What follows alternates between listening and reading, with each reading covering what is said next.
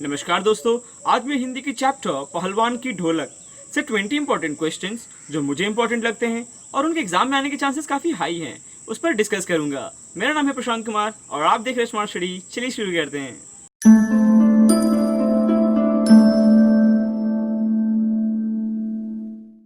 मैंने इस वीडियो में क्वेश्चंस को 4 पार्ट में डिवाइड किया है।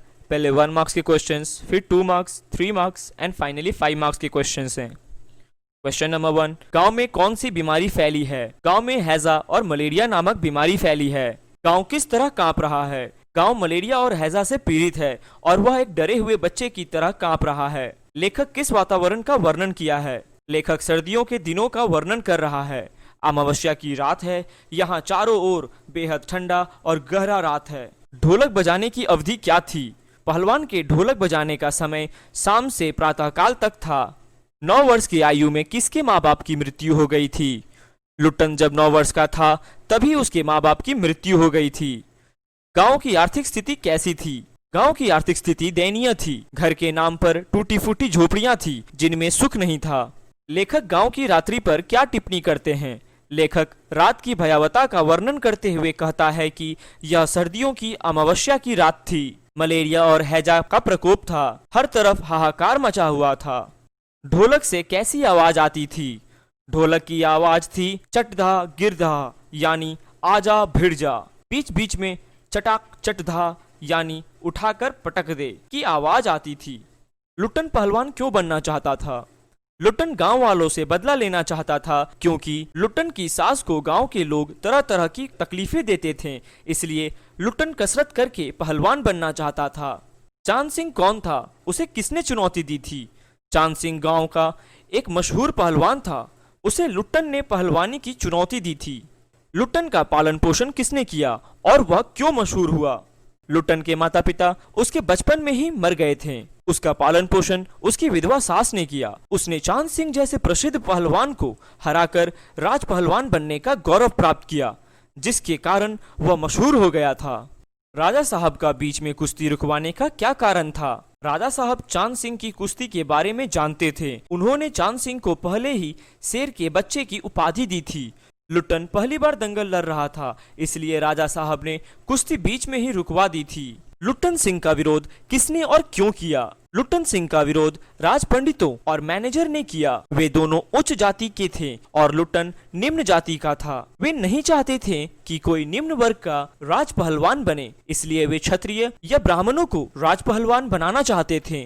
पहलवान अपने बेटों को क्या सिखाता था? पहलवान अपने बेटों को क्या सिखाता था? पहलवान अपने बेटों को ढोलक की आवाज पर पूरा ध्यान देने की सीख देता था। कहता था कि दंगल में उतरना और पहले ढोलक को नमस्कार करना। इसके अलावा उसने मालिक को खुश रखने का एक तरीका भी बताया था। आजकल गांव में अखाड़े की कमी क्यों दिखती है? आज गांव में पहलवानों के प्रति सम्मान की कमी, लोगों के लिए समय की कमी, कुश्ती के प्रति सम्मान और अखाड़ों से अच्छी आमदनी नहीं होने के कारण अखाड़ों का गांवों से सफाया हो रहा था। लेखक ने महामारी के प्रकोप को क्या दृश्य दिखाया है? लेखक कहते हैं कि महामारी के प्रकोप के बाद गांव में सूर्य उदय और सूर्यास्त के दृश्य में बड़ा अंतर था। सूर्य उदय के समय हृदय विदारक रोने के बावजूद लोगों के चेहरे पर एक चमक थी, लेकिन सूर्यास्त के बाद पूरा परिदृश्य बदल जाता था। लोग अपने घरों में दुबके रहते थे, शांति से अपने घरों में रहते थे। इतनी शांति होती थी कि माताएं अपने मरते हुए बेटों को बेटा भी नहीं कह पाती थी। इस शांति के बीच पहलवान के ढोलक से निकलने वाली आवाज अकेले महामारी से लड़ती हुई लग रही थी। लुट्टन किसे अपना गुरु मानता था और क्यों? लुट्टन ढोलक को अपना गुरु मानता था। लुट्टन ने कभी किसी गुरु से कुश्ती नहीं सीखी। लुट्टन ने पहलवानी ढोलक के ताल के साथ साथ सीखे थे। ढोलक से निकलती हर ताल के साथ उसके दांव पे जुड़े थे। ढोलक की हर ताल के साथ उसके अलग अलग दांव पे जुड़े हुए थे। ढोलक के ताल ऐसे प्रतीत होते थे जैसे उसे आदेश दे रही हो। जब भी ढोलक पर चोट पड़ती उसकी शरीर में पहलवानी का जोश भर जाता था। इसलिए लुट्टन पहलवान ने कहा कि मेरा गुरु कोई पहलवान नहीं, यही ढोल है। गांव के लोगों के ऊपर किसकी आवाज का असर होता था और क्यों? गांव के लोगों के ऊपर पहलवान के ढोलक की आवाज का असर होता था। इस पाठ में पहलवान की ढोलक को वीर की तरह प्रस्तुत किया गया है, जो गांव वालों में महामारी से लड़ने का जोश भर देती है। ढोलक की आवाज ने मौत की खामोशी और रात की खौफ को कम कर दिया। ढोलक बजने पर लोगों को कुश्ती के दृश्य याद आ जाते जो उन्हें महामारी से लड़ने के लिए प्रेरित करती थी। ढोलक की आवाज गांव के लोगों को महामारी से लड़ने के लिए प्रेरित करती थी।